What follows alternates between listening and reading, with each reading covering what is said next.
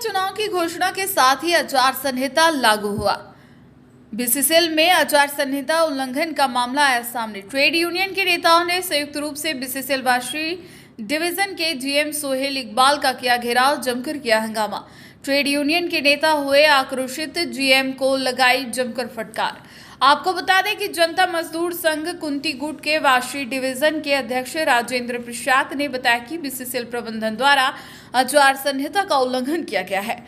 आचार संहिता लगने के बाद बीसीसीएल के कभी भी क्वार्टर अलॉटमेंट नहीं हुआ है, लेकिन नियमों को ताक पर रख मनमाने तरीके से बीसीसीएल प्रबंधन के द्वारा क्वार्टर का अलॉटमेंट कर दिया गया। यही नहीं, क्वार्टर अलॉटमेंट में काफी अनियमितता बरती गई है। वाशी डिवीजन में काम करने वाले कर्मियों को क्वार्टर अलॉटमेंट नहीं किया जा रहा है।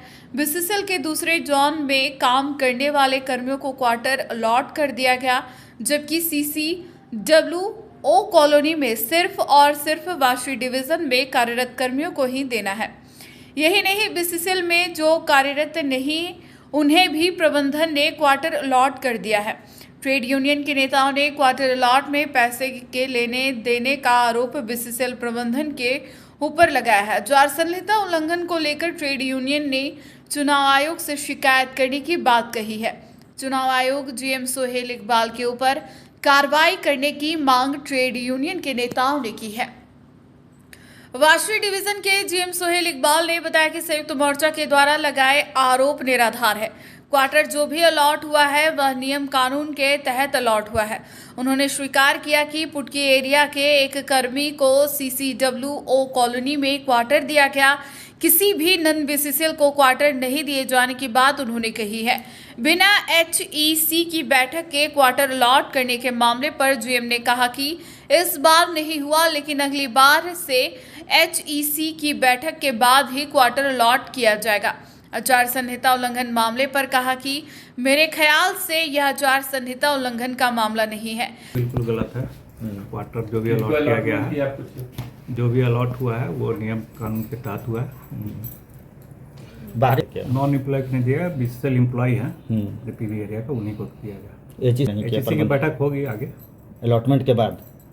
नहीं, एक ही वही क्वार्टर थोड़ी है, आगे और क्वार्टर जो है उसमें HEC की बैठक होगी और उस पर ही निर्णय लिया जाएगा किसको किनको मिलना है। आचार संहिता उल्लंघन का भी ये लोग मामला बता रहे हैं क्या? आचार संहिता क्वार्टर अलॉटमेंट, आचार संहिता मेरे ख्याल से नहीं लगता है। क्वार्टर अलॉटमेंट में पैसे के लेन देन की बात ये लोग आरोप लगा रहे हैं। सरासर गलत। घेराव और हंगामा। जनता मजदूर संघ कुंती गुट के वाशी डिवीजन के अध्यक्ष राजेंद्र प्रसाद, सचिव गणेश ठाकुर, संजीव सिंह, शिव कुमार, जनता मजदूर संघ बच्चा गुट के वाशी डिवीजन के अध्यक्ष कृष्ण कुमार, सचिव बिंदु झा, BCKU के सचिव AK झा समेत तमाम ट्रेड यूनियन के पदाधिकारी। मामला क्वार्टर अलॉटमेंट गलत ढंग से प्रबंधन के द्वारा किया गया है, उसी को लेकर हम लोग प्रोटेस्ट करने के लिए आए थे।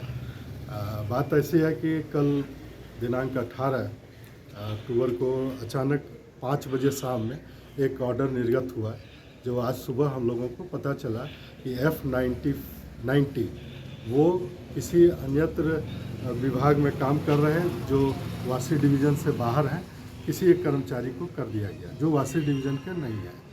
हम लोग इसी बात को लेके, चूँकि आचार संहिता चल रहा था और इस विषय पर, इस अलॉटमेंट के विषय पर बैठक होने वाली थी, वो विगत कुछ दिन पहले वो कैंसिल हो गया और आज हम लोग वही जानना चाह रहे थे कि ये आचार संहिता में किस तरह से ये क्वार्टर अलॉट हुआ है। इसका हम लोग विरोध करने के लिए इकट्ठा हुए। तो क्या लगता है कि क्वार्टर अलॉटमेंट में पैसे का खेल हुआ है?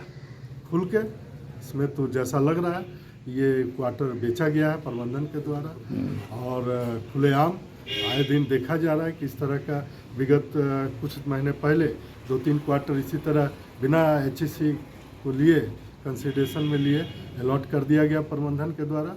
इससे स्पष्ट है कि आप नहीं बोल सकते कि इसमें पैसा का खेल नहीं हुआ है और रातों रात इसको अलॉट किया जा रहा है पैसा लेके।